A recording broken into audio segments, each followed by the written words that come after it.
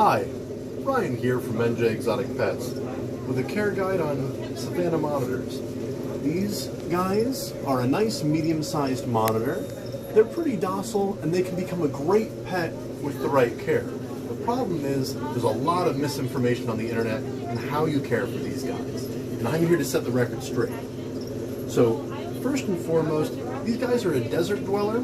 And unlike things like bearded dragons or other desert-dwelling lizards that people claim they shouldn't be on sand, they can't be on sand, these guys, their substrate really should be. They like a very, very dry environment. So a proper thing should be a mixed substrate, starting with sand, and down here I also have excavator clay as well as repi soil.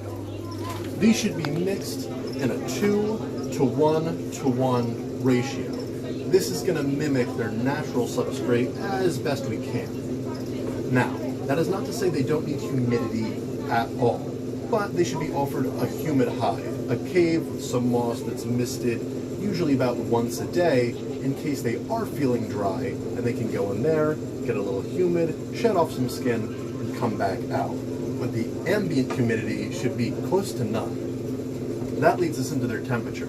These guys are a true desert dweller. And by true desert dweller, they like it hot, very hot. A basking temperature between 110 to 130 degrees is recommended. An ambient temperature of 95 is what the rest of the tank should be. And at nighttime, they should get no colder than 75 degrees. These guys need it warm, needing both nighttime and daytime heat. Now, the next biggest thing with these guys is food.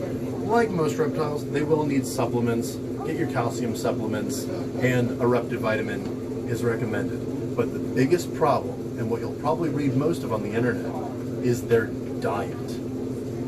A lot of sites and a lot of care sheets you're going to find online are going to tell you you can feed them rodents and pinky mice, rats, poultry, fish, and things of that, because they need a very, very high protein diet. That is all wrong.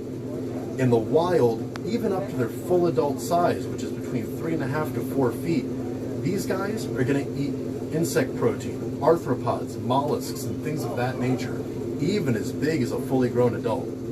They should be eating an appropriate amount of roaches, waxworms, megaworms, mealworms, crickets, phoenix worms, and really any other kind of bug feeder you can think of.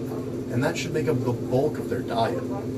Mice, poultry, things of that nature, these are things that can be given to them as either a treat or a supplement for a little bit of fat or a little extra protein or maybe a little extra calcium. But they are not staples in their diet whatsoever.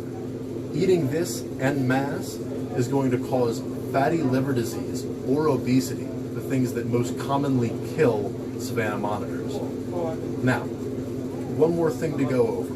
These guys get relatively large, as I mentioned before, between 3.5 and 4 feet. As a baby, like the one I was holding a moment ago, you can start them off in a 20-gallon tank or even up to a 40-gallon tank if they're a little bit larger as a baby. But fully grown, you'll probably either need to custom make your own enclosure or have a custom enclosure made for you. Dimensions being at minimum 6 feet long by 4 feet deep by 3 feet tall. Now, this is going to be expensive, and it's going to take a lot to both heat and keep the climate in an enclosure of that size. These guys may not be a very expensive lizard, but they have very expensive care. But if you think you're up to the task, you can come and get one for yourself at NJ Exotic Pets.